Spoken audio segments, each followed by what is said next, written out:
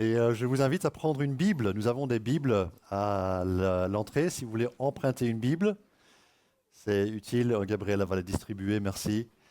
Et si vous n'avez pas de Bible, vous pouvez toujours la prendre avec vous. C'est un don parce qu'on veut que chacun et chacune ait accès à la parole de Dieu.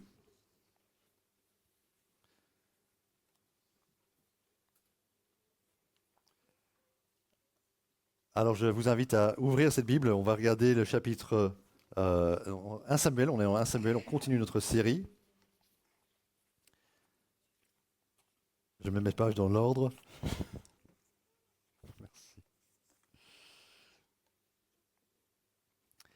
Et on va continuer notre série en 1 Samuel. On a regardé cela pour plusieurs semaines et on va continuer jusqu'au bout, jusqu'à la fin du livre. Mais aujourd'hui, on va regarder trois chapitres, chapitres 21, 22 et 23 de 1 Samuel, avec le thème fidèle dans les petites choses. Fidèle dans les petites choses. Avez-vous remarqué comment les grandes décisions que nous prenons ont toujours des conséquences sur des petites choses? Comme grande décision, peut-être que tu as décidé que tu vas devenir un athlète de haut niveau. D'accord? Si c'est ta grande décision pour ta vie, dans 3 ans, je veux être un athlète de grand niveau, de haut niveau, il va falloir que vendredi soir, tu n'ailles pas manger des frites à la place Jourdan. Si tu as un match samedi, et tu veux être au niveau. Ça va avoir une incidence sur combien tu dors, sur ton régime, sur plein de petites choses, petits choix dans ta vie vont être affectés par cette grande décision. Ou si tu décides de réussir tes études, tu vas t'y mettre pour réussir tes études. Le pasteur Jordan, il vient de terminer ses études de théologie, il les a fait pendant qu'il avait un boulot à temps plein. Mais comment est-ce qu'il a pu arriver à ce résultat? C'est parce qu'en soirée, il lisait des livres de théologie. Le samedi, il se disciplinait pour dire non à certaines activités, certains loisirs, pour écrire ses rédactions. Vous voyez, c'est les petites choses qui montrent si on est vraiment prêt à payer le coût pour accomplir les grands pas, faire les grandes choses que nous avons décidées. Aujourd'hui, nous parlons de David, qui est pourchassé, et on va voir à travers ce récit qu'il faut être fidèle dans les petites choses. David n'est pas vraiment notre objet principal aujourd'hui. Ce qui m'intéresse, c'est comment les autres réagissent. Les gens qui rencontrent David, qui vont se positionner pour ou contre David, mais ça va se voir à travers des petites choses qu'ils vont faire ou dire. Certains seront fidèles, d'autres vont lui tourner le dos, vont être des traîtres et vont le trahir. Et la raison que ça nous concerne est que David est comme l'ombre de Christ. David était un personnage historique, un vrai homme, mais il représente quelque part un certain type de personne qui nous montre en fait comment Jésus va être. Si vous imaginez la ligne de temps avec Jésus et la croix au centre du projet de Dieu, et la lumière brille sur Jésus, derrière lui, il y aurait une ombre. Et cette ombre remonte jusque dans l'Ancien Testament. À travers l'Ancien Testament, on voit déjà un petit peu les caractéristiques de celui que Dieu va envoyer pour être son Messie, celui qui est choisi par Dieu pour régner. C'est quelqu'un qui va être plusieurs siècles après David, mais il va être né à la même ville et de sa descendance, il va venir, le Messie que Dieu a choisi pour régner. On voit à travers la vie de David que le Messie sera victorieux. Vous vous souvenez de l'histoire de David et Goliath? Victoire. Mais ici, dans les chapitres 18 jusqu'à 23, cette section-ci, nous voyons que le Messie souffre. Ce sont en fait les souffrances du Messie qui sont frappantes ici. Et lorsque Simon Pierre réfléchit à l'Ancien Testament, en 1 Pierre, il décrit ceci, que les prophètes ont prédit les souffrances de Christ et les gloires qui suivraient. Christ lui-même, le Messie choisi par Dieu, excusez mon micro, Christ lui-même, le Messie choisi par Dieu, allait souffrir avant d'avoir ce moment de gloire où il montait dans la gloire, régner à la droite de Dieu. Et donc la question pour nous, c'est comment allons-nous réagir? Comment allons-nous suivre quand le Messie souffre? Être fidèle pourrait nous coûter cher. Le trahir pourrait être tentant. Vous voyez, ça touche vraiment à ce que c'est d'être chrétien. Être chrétien, ce n'est pas seulement venir le dimanche matin, chanter quelques beaux chants, entendre un message qui nous inspire et puis repartir dans la semaine et vivre notre vie. Être chrétien, c'est vivre pour Dieu, selon cette grande décision, on a décidé de vivre pour Jésus, mais dans les petites choses, les petits choix de tous les jours. Vivre autant pour Jésus le lundi matin que le dimanche matin, et le vendredi soir également. Dans les petites choses, les petits moments de la vie, montrent où est notre loyauté.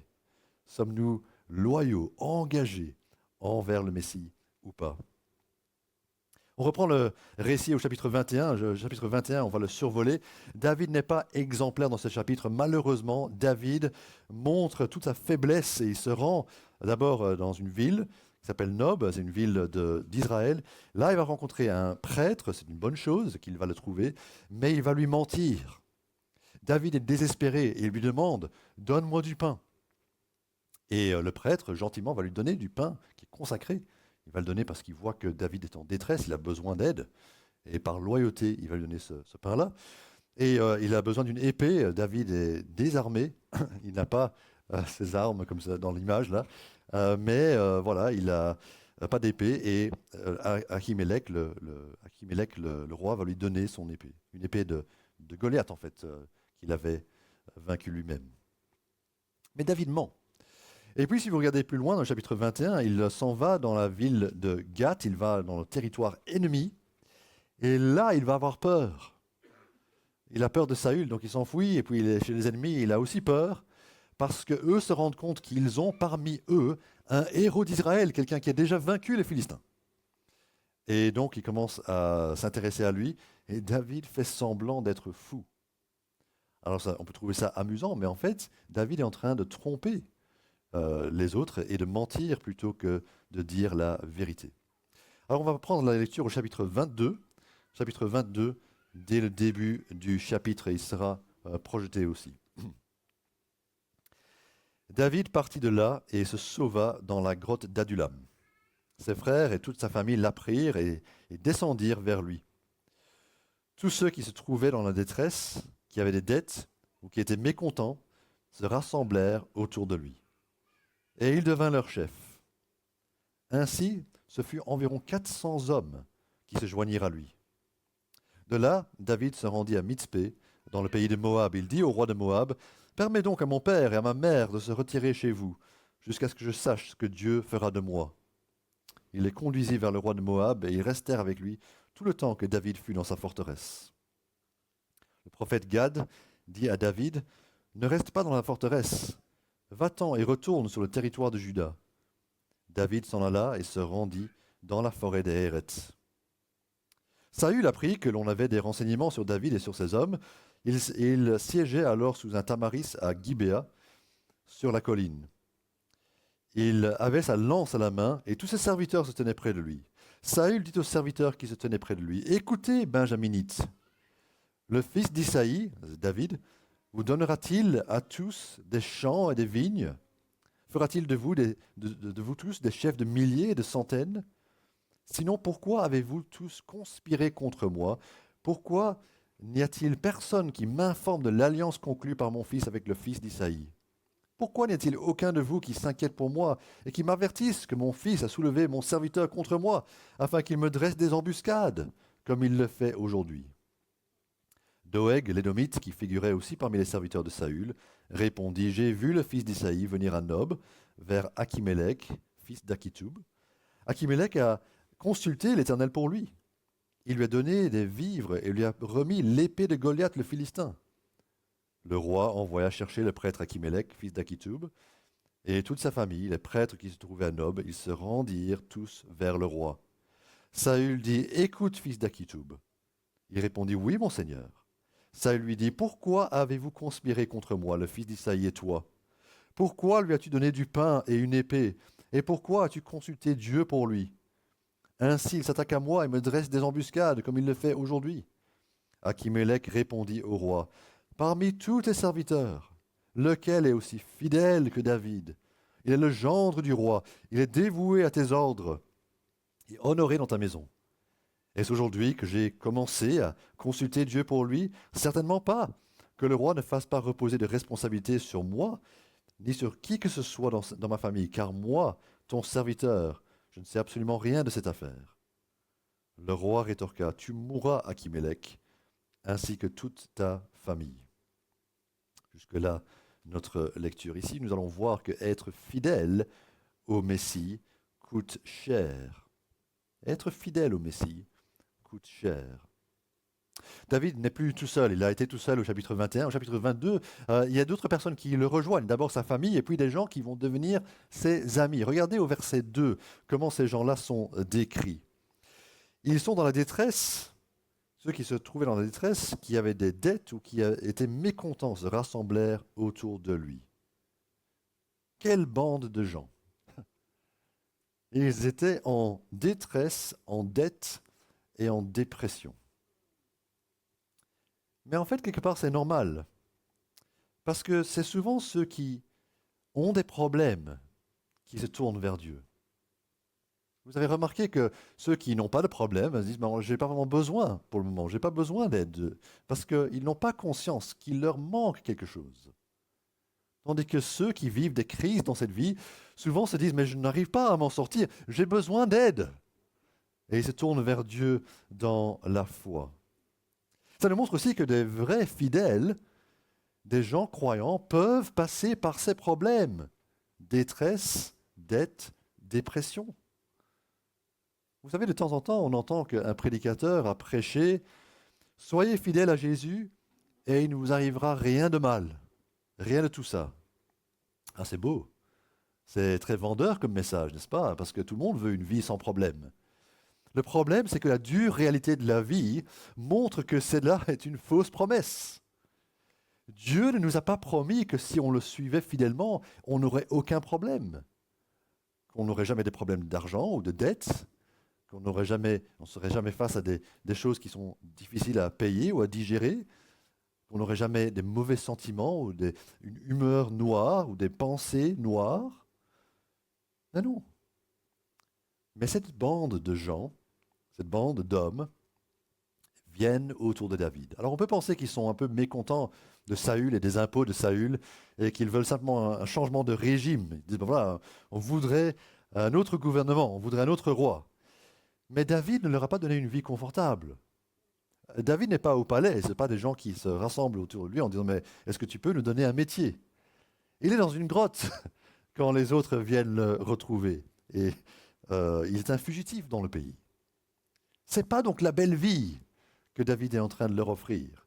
D'ailleurs, Saül le dit aussi au verset 7, quand il parle à ces hommes, il dit, est-ce que, je cherche le verset 7, le fils d'Isaïe vous donnera-t-il à tous des champs et des vignes? Fera-t-il de vous tous des chefs de milliers et de centaines? Et la réponse est non, il ne peut pas faire ça. David n'a rien à leur offrir. Donc il y a quelque chose de plus profond que cela. Les hommes qui viennent à Adullam être dans la cave, dans la grotte avec David, ils espèrent en lui. Ils sont fidèles à David. Ils ont discerné que le vrai roi, c'est lui, et pas Saül. Et donc même s'ils sont en détresse, ils n'ont pas d'argent à donner, ils se rangent de son côté. Et ça va leur coûter très cher. Ça va leur coûter cher, cette fidélité au vrai Messie. Parce qu'eux vont devenir des fugitifs aussi, pourchassés par Saül et son armée dans le désert. Mais ils savent qu'il vaut mieux être dans le désert avec le Messie qu'être dans le palais avec le roi déchu.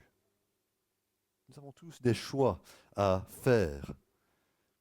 Et Saül nous montre que nous avons un choix à faire entre les rois et les gouverneurs dans nos pays, dans nos sociétés, et notre vrai roi, notre vrai chef, qui est Jésus-Christ, qui doit régner sur notre vie. Regardez comment Saül parle à ses serviteurs.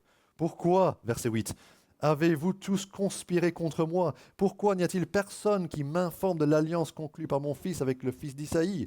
Pourquoi n'y a-t-il aucun de vous qui s'inquiète pour moi, qui m'avertisse que mon fils a soulevé mon serviteur contre moi, afin qu'il me dresse des embuscades, comme il le fait aujourd'hui?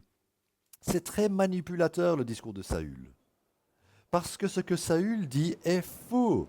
C'est l'opposé de ce qui se passe. David n'est pas en embuscade contre Saül, c'est Saül qui essaye de le tuer. Saül est l'assassin dans l'histoire et David est le fugitif. David n'est pas un rebelle, il s'enfuit pour épargner Saül et pour sauver sa vie. Mais l'oppresseur, par ses paroles, essaie de gagner la compassion des autres, essaie de se dépeindre comme la victime. Oh, pauvre moi, il n'y a personne qui pense à moi ici.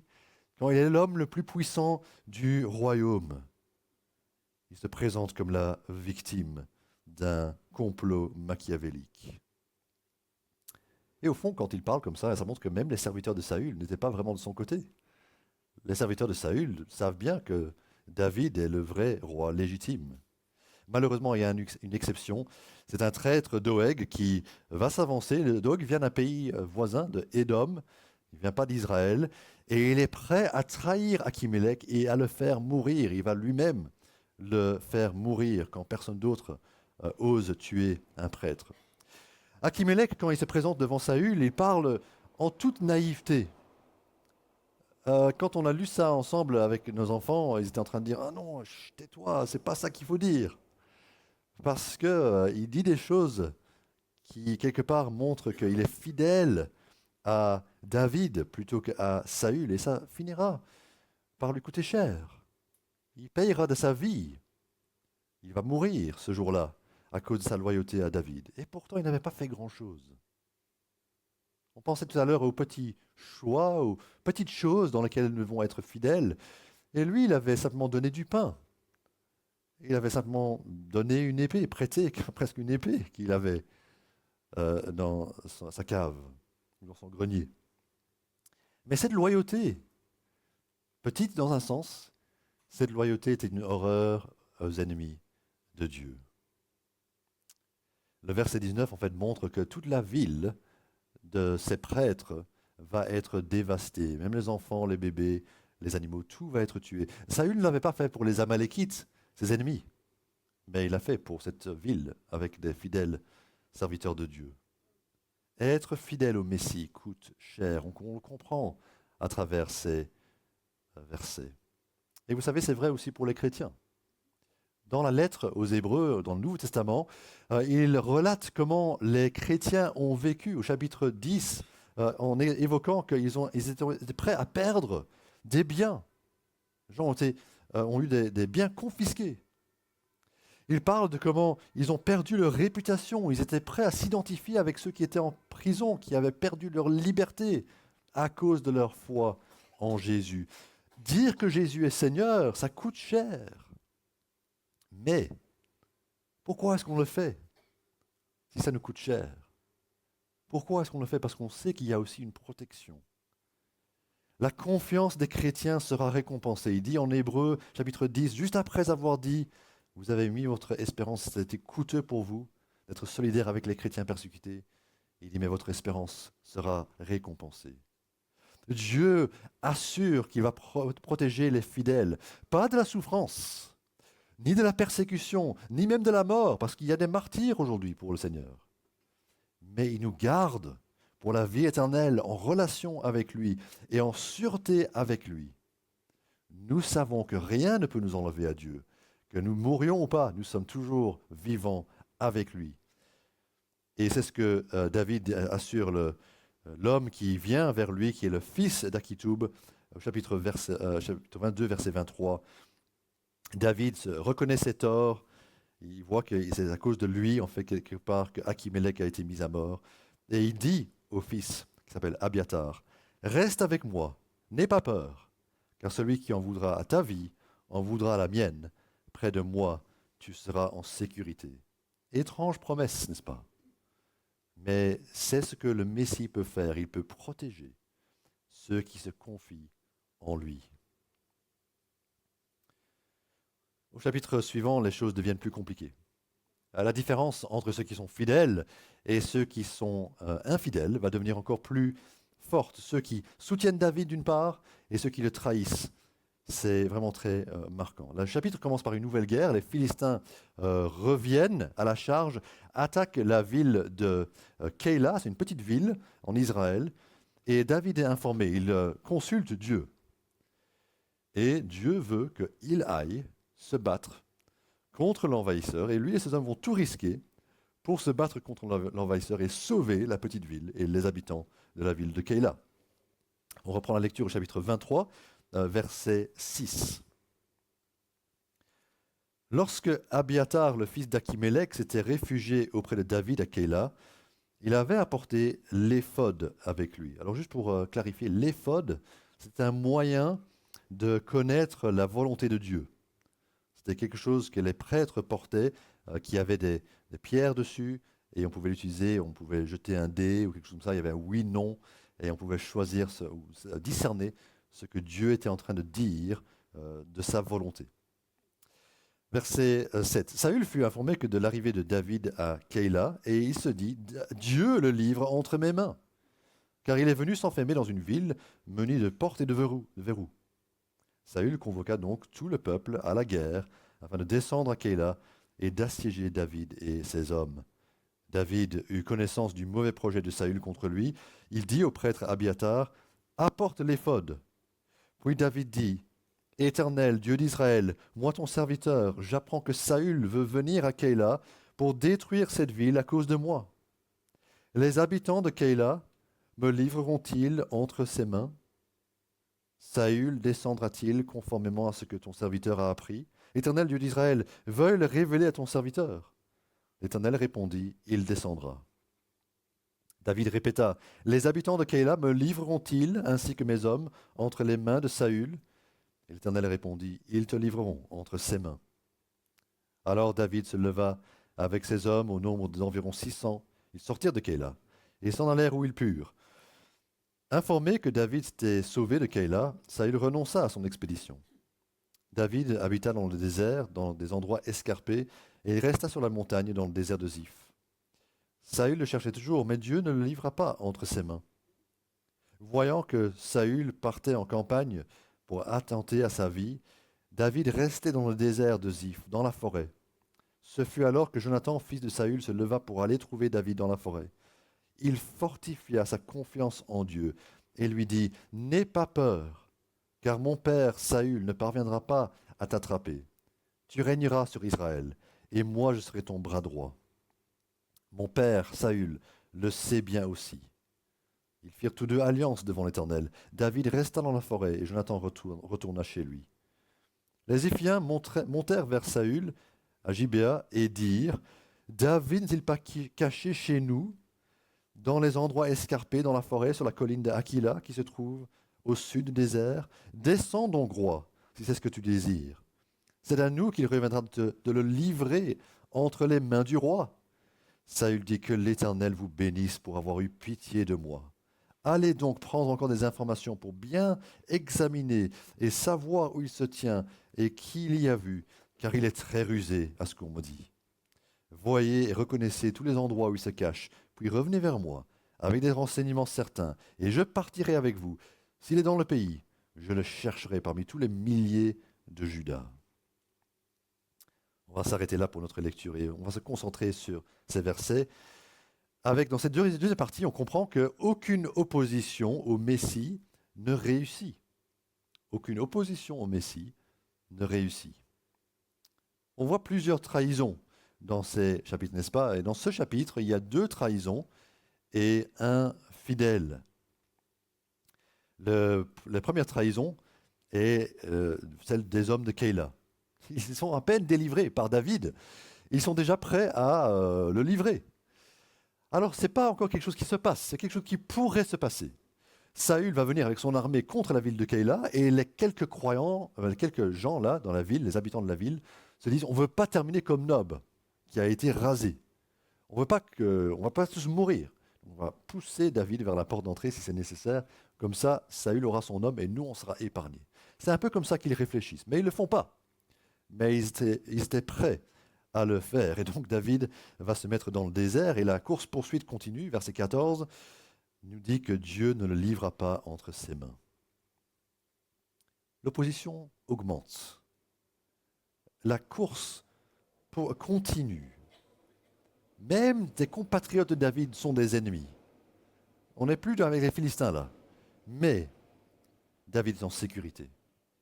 Le Dieu vivant a décidé que David ne mourra pas.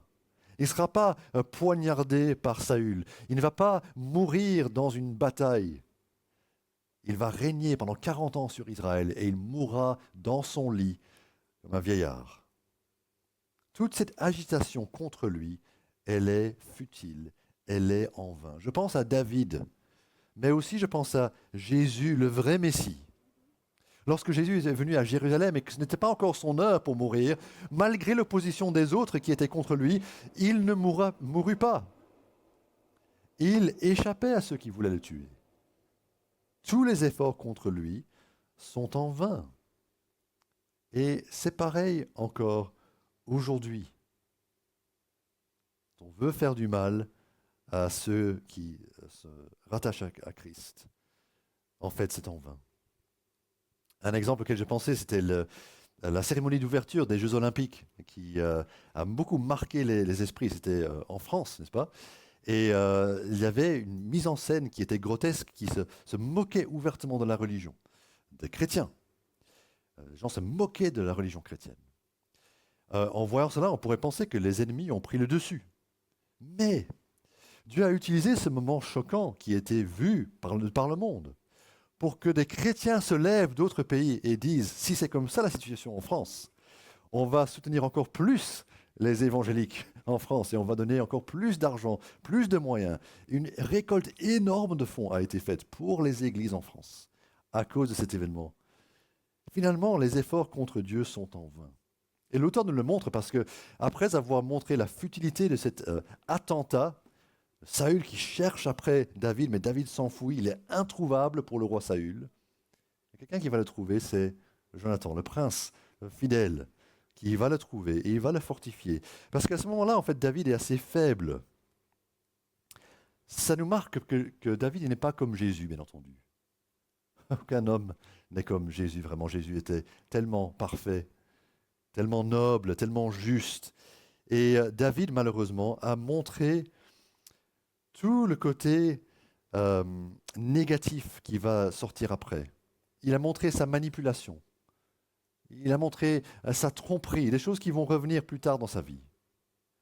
Mais dans sa faiblesse, David, comme chacun de nous, a besoin d'un ami, quelqu'un qui vient, qui va le fortifier dans sa foi. Nous avons besoin de cela. Et j'espère que, même si nous sommes beaucoup à venir à l'église seuls, nous n'avons pas tous notre famille chrétienne. Et donc, si nous pouvons trouver à l'église, ne fût-ce qu'un ami, une amie qui peut nous encourager dans notre foi, qui dit, je prie pour toi, je m'intéresse à toi, est-ce que ça va? Ça va vraiment nous aider. On a besoin de Jonathan dans notre vie. Mais Jonathan n'est pas seulement un ami. Il est en train de reconnaître que David va régner. Regardez ce qu'il dit au chapitre 23, verset 17. C'est une déclaration incroyable, verset 17. Il dit d'abord, n'aie pas peur, car mon père Saül ne parviendra pas à t'attraper. Il sait que son opposition va être futile. Tu régneras sur Israël, et moi, je serai ton bras droit. Alors au final, ça ne va pas se passer comme ça, mais il était prêt à laisser David régner. Jonathan, comme on l'a vu, était un candidat tellement doué. Il était héritier au trône. Mais il a voulu que le vrai Christ, le roi choisi par Dieu, règne. Il était content que David puisse régner et que lui serait en arrière-plan quelque part. David doit être le premier. Et puis il dit, mon père le sait bien aussi. Même Saül savait qu'une fois que Dieu a décidé quelque chose, même si on fait tout ce qu'on veut, c'est la volonté de Dieu qui se fera. Et on ne pourra pas l'empêcher. Qu'est-ce que c'est futile de s'opposer à Dieu? Je pense à ce psaume 2, le psaume 2 que vous pouvez lire dans la Bible, qui dit pourquoi cette agitation parmi les peuples? Pourquoi est-ce que les nations se liguent contre l'Éternel et contre celui qui l'a oint, le Messie? C'est en vain. Et quelle est la réaction de Dieu? Il rit. L'Éternel se moque d'eux. Parce que toutes les armées du monde ne peuvent pas faire dérailler le plan de Dieu. L'opposition de Dieu est futile et nous devons apprendre de Jonathan à ne pas croire que nous sommes chefs de notre vie, chefs de notre domaine, chefs de notre petit royaume, chefs de notre destin. Non, notre vie est entre les mains de Dieu, c'est ce que Dieu décide qui se fera. Mais nous avons aussi à comprendre que Jésus a le droit, en tant que Messie, de régner sur nous, régner sur notre vie. On a eu une première trahison, on a eu un fidèle, Jonathan, fidèle ami, puis il y a une deuxième trahison qui a lieu dans ce chapitre, les personnes de Ziph. Dans les endroits sauvages, les collines, les forêts, eux voient qu'il est assis sans homme avec David, et ça se remarque bien entendu, et ils savent où il se trouve, et eux s'offrent spontanément à Saül. Les gens de Keïla étaient prêts à dire à Saül, s'il le fallait, s'ils étaient menacés, ils étaient prêts à livrer David, mais les gens de Ziph vont aller trouver Saül et dire « Ouais, il est chez nous ». Tu peux venir l'arrêter, le tuer. Mais encore une fois, ce n'est pas un grand geste. Ils n'ont tué personne. Ils ont simplement dit que s'ils voulaient de l'information, ils pourraient le donner. Ils pourraient le livrer. Et alors, Saül peut faire ce qu'il voudra. On a parlé des petites choses, petites décisions qui montrent notre loyauté, notre grande décision. Mais vous savez que c'est aussi vrai avec le péché. Parfois, les petites choses affectent notre vision du monde et de notre vie. Je sais que si je commence la journée en lisant les infos, par exemple, plutôt qu'en lisant la Bible, ma journée va être orientée par des pensées de ce monde, plutôt que par la vérité que Dieu me révèle, qu'il est souverain sur toutes choses. Ma foi ne va pas être fortifiée en commençant ma journée, parce que j'ai décidé de ne pas écouter la parole de Dieu. Si je décide de me plaindre quand j'ai un souci ou quand j'ai un problème, plutôt que de prier et de dire « Seigneur, j'ai besoin d'aide », ça va aussi colorer la façon dont je vis. Vous voyez, le résultat, c'est que nous n'allons pas grandir en tant que chrétiens si les petits pas que nous prenons sont plutôt des petits pas vers le péché que des petits pas vers Dieu et dans la dépendance de Dieu. On n'arrivera pas à accomplir la volonté de Dieu si on manque aux petits rendez-vous et aux petits pas. Eux, ils ont fini par trahir le Messie. Et Saül est prêt à aller assassiner David. Mais il dit, « Ah, que le Seigneur vous bénisse, que l'Éternel vous bénisse. » Ce langage religieux peut parfois cacher un cœur qui s'est détourné de Dieu. On ne doit jamais être trompé par les apparences. Saül faisait bonne figure, mais son cœur était loin de Dieu. Notre chapitre, néanmoins, se termine par une course-poursuite qui est ratée. Ça va être fascinant, mais Saül et son armée va avancer. Il sait maintenant où se trouve David. Et il va être d'un côté de la montagne ou d'une grande colline. Il est tout près d'atteindre David. David est de l'autre côté avec ses hommes. Mais Saül ne pourra pas le capturer. Il va être alerté du fait que les Philistins, l'armée ennemie, est en train d'envahir. Et donc, il interrompt sa poursuite de David pour retourner se battre contre les Philistins. Ça nous montre qu'aucune opposition au Messie ne réussit. Et ce qui est amusant dans ces chapitres, avec les Philistins particulièrement, c'est qu'au chapitre 21, ils ont été trompés par David. Au chapitre 22, ils ont été vaincus par David à Keïla. Et au chapitre 23, c'est à cause de leur attaque que David est épargné. Franchement, ils ont gagné, ils n'ont rien gagné. Les soldats des Philistins, ennemis du Messie, en ligue contre le Messie, ressemblent à ces petits soldats en plastique avec lesquels mes enfants jouaient quand ils étaient petits. Prenez une centaine d'eux, vous les écrabouillez avec vos pieds. Ils sont tout petits. Et c'est pareil avec toute personne qui essaye de s'élever en rebelle contre Dieu. Mais je veux terminer en pensant à nous. Comment nous pouvons être fidèles à Jésus-Christ? Dieu nous appelle à être fidèles à notre Messie, pas à David, mais à notre Messie qui est Jésus-Christ, celui qui a choisi pour être le Messie. Jésus est allé à la croix pour nous, il a pris nos péchés, il est mort pour nous, et il est ressuscité. Il règne aujourd'hui. Mais qu'est-ce que ça veut dire être fidèle à Jésus-Christ? Ben d'abord, est-ce que tu es prêt, est-ce que tu es prête à dire je crois vraiment que Jésus est le Messie? Ah, c'est bien de le dire à l'Église. Est-ce que tu serais prête à le dire au travail? Je ne parle pas de faire une annonce à la cantine, mais dans une conversation avec un collègue. Ah, tu sais, je ne suis pas quelqu'un qui a juste un arrière-plan chrétien ou qui vient d'une famille chrétienne. Moi, je crois que Jésus, il est le Messie. C'est ce que je crois. Est-ce que tu serais prêt à dire ça? Peut-être que tu vas dire, Paul, mais ça coûte cher de dire ça. Ce sera difficile de pouvoir dire ça avec mes amis non-croyants, ma famille, mes collègues. Oui, ça coûte cher. Mais être fidèle au Messie, ça coûte cher. C'est comme ça. Ça ne doit pas être un secret que nous croyons réellement au Seigneur Jésus. Et lorsque nous le disons, il y a quelque chose de plus fort qui se passe dans notre foi. On n'est plus des chrétiens en cachette. On est ouvertement loyal au Messie. Mais une autre idée, ce serait de parler de notre fidélité au Messie, pas seulement à croire en Jésus le Messie, mais aussi lui confier toute notre vie. Les problèmes de notre vie, comme les hommes Adullam, sont venus de David, on a plein de problèmes, on veut que tu t'occupes de nous. C'est une démarche chrétienne de dire ça. Seigneur, je m'en sors plus là, je suis en détresse, j'ai besoin d'aide, viens à mon secours. Oui, bien sûr, Dieu fait cela lorsque nous lui demandons. Mais aussi, nous devons être prêts à donner nos aspirations à Dieu.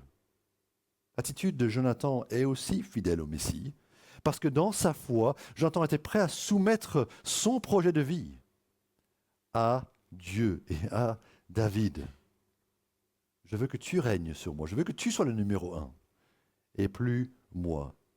Est-ce que vous êtes prêt à apporter au Seigneur pas seulement vos problèmes, mais aussi vos projets, en disant les voilà, prends-les, et que ta volonté soit faite dans ma vie. Si Dieu a accepté quelque chose que nous avons proposé, c'est bien. Mais si Dieu a décidé autrement, est-ce que nous sommes prêts à revoir notre projet de vie? Ce n'est pas exactement comme nous l'avions imaginé, mais prêts à accepter que Dieu sait mieux que nous. C'est ça, être fidèle dans les petites choses. Mais qu'est-ce qui se passe si nous l'avons trahi? Qu'est-ce que Dieu fait avec ceux qui, vous savez, on était en discussion, on a eu un peu peur, on se disait, mais je n'ai pas vraiment envie de... Non, moi je ne suis pas chrétien, non, je ne sais pas, il faut demander à quelqu'un d'autre, je ne sais pas. Ou vous avez été tellement déçus par les églises que vous avez laissé tomber l'église, laissé tomber la foi. Nous avons parlé en mal de Dieu. Dans un des psaumes, il parle de dire du mal de Dieu. Il dit, si je parlais ainsi, je trahirais tes enfants. Dire du mal de Dieu, c'est trahir les enfants de Dieu. Peut-être que nous avons fait cela, peut-être que c'est le cas pour toi. Mais sache que tu peux être récupéré. Il est encore temps pour dire, Seigneur, pardon, je me rends compte que je t'ai trahi. Je n'ai pas été fidèle quand c'était coûteux pour moi. Je n'ai pas été fidèle quand je devais l'être. Je n'ai pas osé parler pour toi. Je n'ai pas osé m'afficher pour toi. Eh bien, sache que David, après ce moment de faiblesse dans sa vie, il a été récupéré par Dieu. Il a pu être un croyant fidèle, un serviteur de Dieu. Simon-Pierre aussi, qui avait dit « Ah non, moi je ne connais pas Jésus ». Jésus l'a pardonné, il a pu le restituer à son service. Nous devons laisser de côté nos péchés, mais nous pouvons être rétablis par Dieu parce que Dieu veut qu'on soit fidèle désormais, dans les petites choses et dans les grandes choses, pour sa gloire. Je vais prier ensemble que Dieu agisse dans notre cœur et dans notre vie. Père Céleste, nous sommes conscients que nous sommes nécessiteux devant toi, nous avons besoin de ton aide, nous sommes parfois très faibles. Dans notre détresse, dans nos doutes, dans notre peur, dans notre crainte, nous avons péché contre toi, nous avons oublié ta grandeur et ta puissance et nous avons manqué de foi. Alors pardonne-nous. Pardonne aussi nos manquements quand nous avons trahi ton nom, nous n'avons pas osé dire que nous étions chrétiens. Mais maintenant, fortifie-nous pour que nous puissions être comme ceux qui sont fidèles au Messie, celui que tu as choisi pour régner sur nous. Demandons cela au nom de Jésus. Amen.